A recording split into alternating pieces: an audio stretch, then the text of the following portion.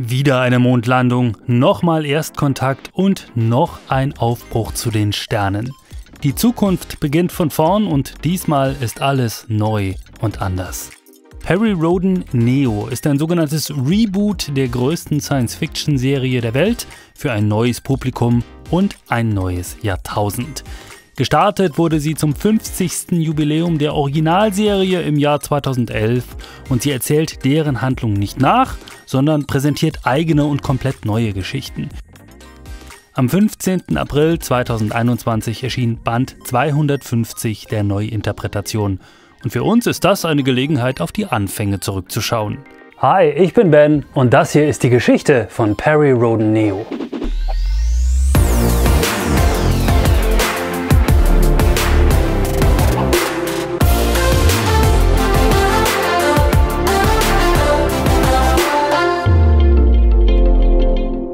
Ein kleiner Hinweis vorab. Vor ein paar Jahren habe ich schon mal ein Video über Perry Rhodan Neo gemacht. Und wenn du das gesehen hast, wird dir das ein oder andere aus diesem Video eventuell so ein bisschen bekannt vorkommen. Ich werde jetzt nämlich nicht das Rad neu erfinden. Ich werde einige Auszüge aus diesem älteren Perryversum-Video wiederverwenden.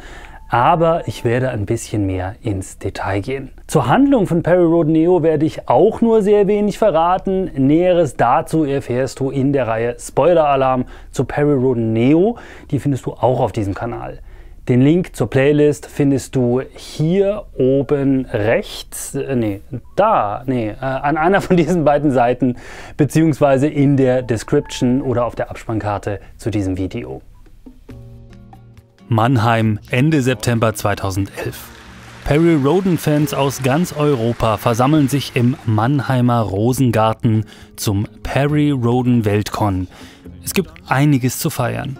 Am wichtigsten das damals 50. Jubiläum der größten Science-Fiction-Serie der Welt. Aber die Redaktion um Chefredakteur Klaus Enfrick hatte ein ganz besonderes Geschenk für die Fans vorbereitet. Im Vorfeld kochte die Gerüchteküche hoch. Von einem Geheimprojekt X war die Rede. Die Fans spekulierten. Würde es eine Neuauflage der eingestellten Perry Rhodan Taschenbücher geben? Einen Kinofilm? Übrigens, der Erste, der irgendwas von Kinofilm oder Fernsehserie in den Kommentaren schreibt, wird mit bösen Emojis bestraft. Also trau dich nur. Auf dem Weltcon enthüllte die Redaktion schließlich, worum es bei diesem neuen Romanprojekt gehen sollte. Perry Rhodan Neo sollte ein Reboot werden, eine modernisierte Neuinterpretation der Perry Rhodan Serie. Dabei würde der Anfang sich noch kaum von dem der Originalserie unterscheiden, lediglich würde die Handlung in die Zukunft versetzt und die Technik sowie die sozialen Aspekte auf einen in damals heutiger Zeit glaubhafteren Stand gebracht. Später sollten beide Serien sich zunehmend auseinanderentwickeln, das war von Anfang an der Plan. Die Handlungsvorgaben stammten vom Autor Frank Borsch, der die Serie durch die ersten 100 Bände steuerte. Um anderen zu erklären, was Neo jetzt aber genau ist, erzähle ich gern zuallererst mal, was es alles nicht ist. Neo ist keine Neuausgabe der Ursprungsromane. Die Neo-Geschichten wurden alle von einer neuen Generation von Autoren neu geschrieben.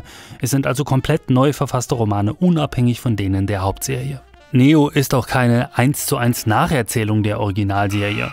Die hätte auch keine Existenzberechtigung, wenn du mich fragst. Denn diese Originalserie gibt es ja schon und auch wenn man einigen der ursprünglichen Romane ihr Alter mittlerweile selbstverständlich anmerkt, sie ist perfekt so, wie sie ist.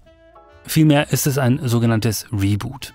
Comic-Fans kennen das zur Genüge, auch bei Star Trek oder James Bond hat es das schon gegeben. Anstatt dieselbe Geschichte nochmal zu erzählen, werden Motive und Ideen zitiert und in einen neuen Zusammenhang gesetzt. Wir tun die Originalserie in den Mixer, schalten ihn an und setzen die Einzelteile zu einem komplett neuen Ganzen zusammen. Heraus kommt ein Paralleluniversum, das völlig unabhängig zu dem der Originalserie ist und zwischen denen es außer inhaltlichen Ähnlichkeiten keine Überschneidung und keine sogenannten Crossover gibt. Wie einer der beiden Exposé-Autoren, Rainer Schorm, es in einem Interview zu Band 200 erklärt hat. Wann startete die Erstauflage? 1961. Und damals war beispielsweise von der digitalen Revolution noch nicht mal was zu ahnen. Also das heißt, wir beginnen einfach auf einem ganz anderen Niveau Und wir haben auch eine völlig andere Struktur, die es uns gestattet, mit den Figuren anders umzugehen. Das heißt, das sind dann keine 100 Heftblöcke, sondern... Nein, 10er Staffeln. Ich sitze wieder an meinem Schreibtisch und wenn du diesem oder meinem privaten Kanal schon länger folgst, dann weißt du vielleicht, was das heißt. Gleich wird's wieder Meta. Ich spreche über mich und meine Arbeit und das Handwerk als Autor. Wenn du dich als Schriftsteller an einen Roman für Perry Rhodan Neo machst, dann gibt es eine Frage, die dir immer im Hinterkopf herumgeht. Wie eng orientiere ich mich am Original? Und wie wild darf ich mit den Motiven des Originals spielen, bevor es respektlos den ursprünglichen Autoren und Fans gegenüber wird? Jeder aus unserem Autorenteam wird diese Frage so ein bisschen anders beantworten. Ich persönlich habe für mich die Lösung darin gefunden, dass ich versuche, das zu schreiben, was mich, damals noch als reiner Leser, an die ersten Staffeln von Perry Rhodan Neo gebunden hat. Hier mal ein kleines Beispiel. Ich bin ein einigermaßen großer Beatles-Fan, jetzt kein Superfan, aber ich höre ihre Musik ganz gerne. Vor einigen Jahren gab es dann ein Remix-Album der 4 Liverpooler vom Originalproduzenten George Martin, auf dem die altbekannten Songs von den originalen Mastertapes digitalisiert und komplett neu abgemischt wurden. Während ich dieses Skript verfasse, läuft es gerade im Hintergrund, deswegen drängt sich mir dieser Vergleich auf. Dieses Album zum ersten Mal zu hören war ein Gänsehauterlebnis. Zwar kannte ich jeden Song auswendig und doch war es eine akustische Entdeckungsreise. Bei einigen dieser Lieder wurden nur Spuren vertauscht und vom Vordergrund in den Hintergrund gelegt. Andere wurden aus verschiedenen Liedern komplett neu zusammengesetzt. Und es macht Spaß, den einzelnen Fragmenten nachzustöbern, sich an die Originale zu erinnern. Und es macht noch mehr Spaß zu sehen, wie harmonisch diese eigentlich völlig disparaten Elemente zusammenpassen. Es klingt alles so frisch und obwohl man diese Lieder in- und auswendig kennt, hat man stellenweise das Gefühl, man würde sie zum ersten Mal hören. Und während ich beim Schreiben dieses Album höre, wird mir bewusst, dass es mir bei Neo oft ganz genauso geht. Was mich bei Neo fasziniert, ist das Spiel mit dem Mythos. Nämlich die Ideen des Originals so zu zitieren, dass der Leser ein Aha-Erlebnis hat, aber gleichzeitig so ein bisschen das Gefühl bekommt, als würde er gerade was völlig Neues entdecken. Und da macht es mir einfach Freude, etwa eine Figur nach Clifton Kellerman aus der Originalserie zu benennen und sie so ähnlich sein zu lassen, aber dann doch nicht identisch mit der Schöpfung des Serienerfinders Carl Herbert Scheer. Oder etwa Neo Gookie auf seinen Sohn aus der Originalserie treffen zu lassen, sie hier aber nicht miteinander verwandt sein zu lassen. Jetzt verrate ich dir noch ein Geheimnis und der Chefredakteur wird es mir hoffentlich durchgehen lassen. Beides stand so nicht im Exposé. Das waren Freiheiten, die ich als Autor mir erlaubt habe. Und das ist okay so. Bei Neo können und dürfen und sollen wir Spaß mit dem Original haben. Nur wenn man beim Schreiben ab und zu mal frech ist, kommt am Ende auch ein Roman raus, der irgendwie lesenswert ist. Wenn ich den Mixer schon anschalte und aus den Schnipseln meinen eigenen Remix zaubern darf, dann aber doch bitte auf Maximalstufe. Immerhin ist das die Grundidee hinter Neo. Die Exposé-Autoren, die die Serie steuerten und steuern, machen es nämlich genauso. Ob Figuren, Planeten oder Raumschiffe, nichts ist vor dem Remix sicher.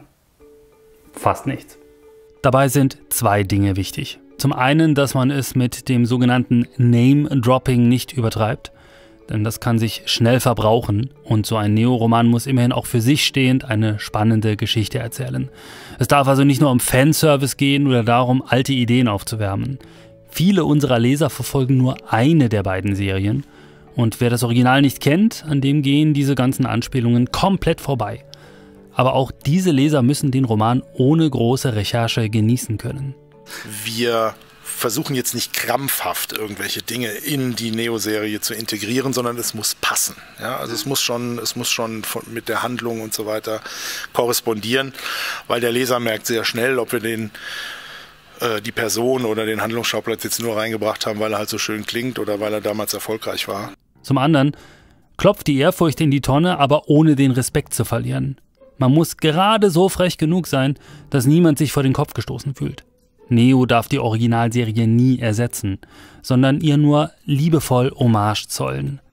In der Erstauflage war Andromeda, also die Meister der Insel, das war letztendlich ein intergalaktischer Krieg zwischen Sternenreichen. Bei uns war der Flug nach Andromeda eine Expedition eines Schiffes.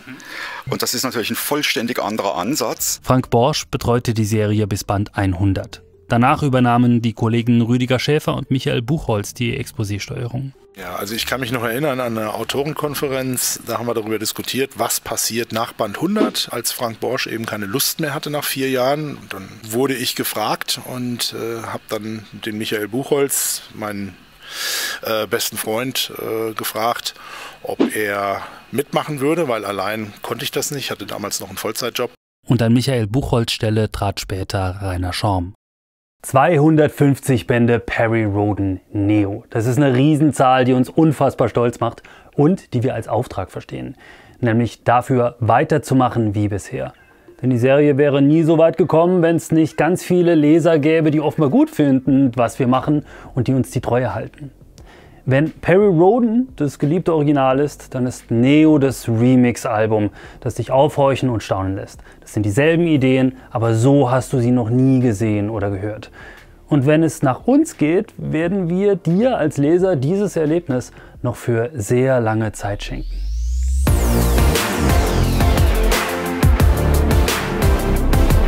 Das war unser kleiner Videotribut an uns selbst zu 250 Jahren Perry Rhodan Neo. Ich gebe es zu, es war ein kurzes Video, das nächste wird wieder ein bisschen länger, versprochen.